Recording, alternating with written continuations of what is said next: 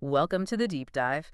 Today we're exploring something, well, a really unique perspective on weight and, our relationship with food.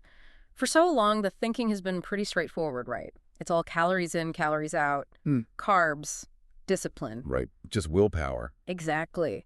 But what if that whole way of looking at it, I mean, even if it's well-intentioned, what if it's missing something big? What if, like, our sources are suggesting they're all wrong, maybe in a much deeper way than we usually think? Yeah, it's fascinating. We recently dug into some material, and it wasn't selling the next big diet, not at all. It was framed as decoding emotional amnesia. Emotional amnesia. That's interesting phrasing. It is, isn't it? And the core idea that just, well, it really hit us was this. What if you weren't actually broken? What if you were just confused? Hmm.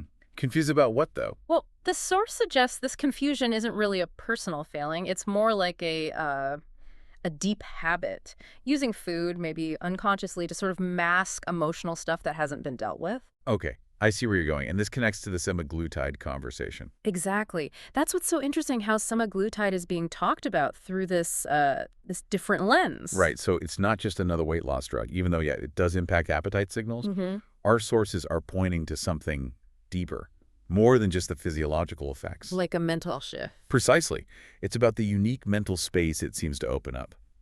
They describe it as this profound silence. Silence. Yeah, or a biological pause. Some call it a window. Basically a time when the food stops talking so loudly. Stops talking, like the cravings quiet down. Exactly. It gives you this moment, this space to step back from that constant noise, the cravings, the habitual eating patterns. Okay, so if the food isn't talking anymore, that raises a huge question, doesn't it? Which is, What do you do with the quiet? yes, Yeah. because that's the crux of it, according to Dan Hollis and our sources.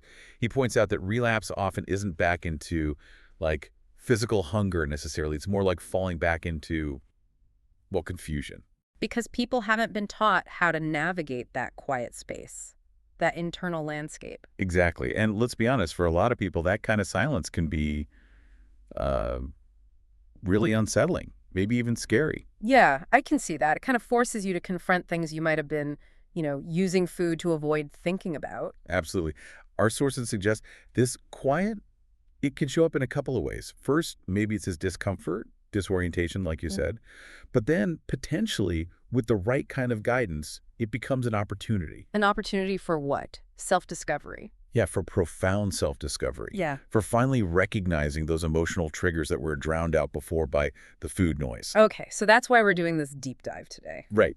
We want to unpack what hunger might really mean, beyond just physical cues. Understand the true role semaglutide might be playing in creating this window. And importantly, explore the framework for what comes next. What do you do when food isn't your main coping strategy anymore? Which brings us right back to that phrase from the source material, our kind of mission for this deep dive, understanding what it means to be too full to finish your own story.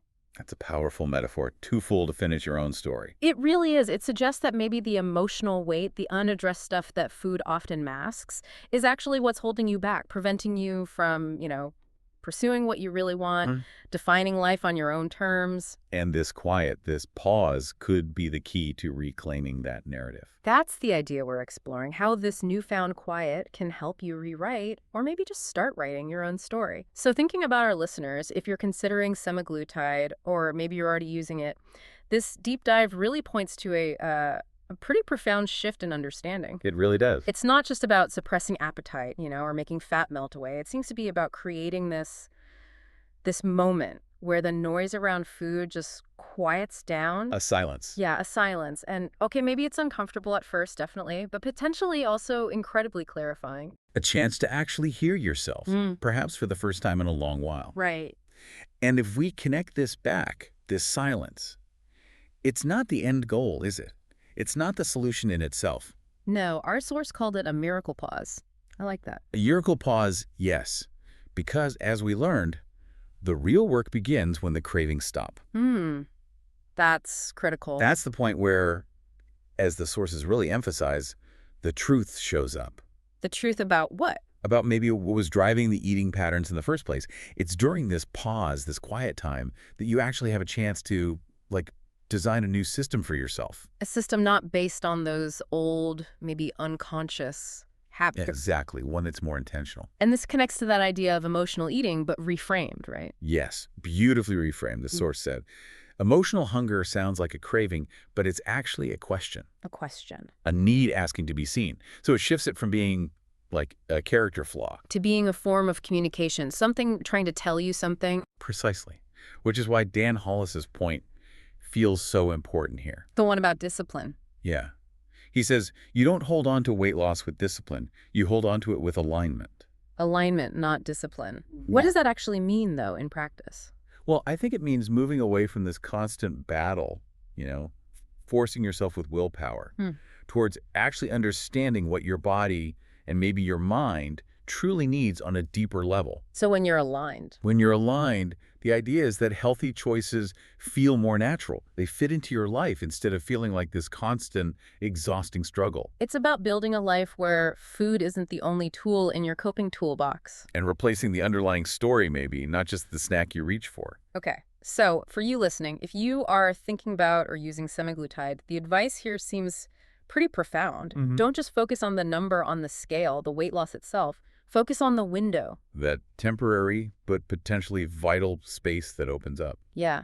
And maybe use that space to reflect, to really ask yourself. What am I actually hungry for? Exactly. What needs support? What needs attention now that food isn't filling in all those gaps? And the approach to figuring that out, it's not about judgment, is it?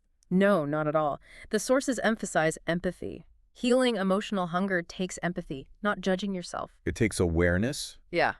being conscious of what's happening inside, rather than just imposing strict rules. And curiosity, right? Being curious about your feelings and needs, not punishing yourself for having them. Absolutely.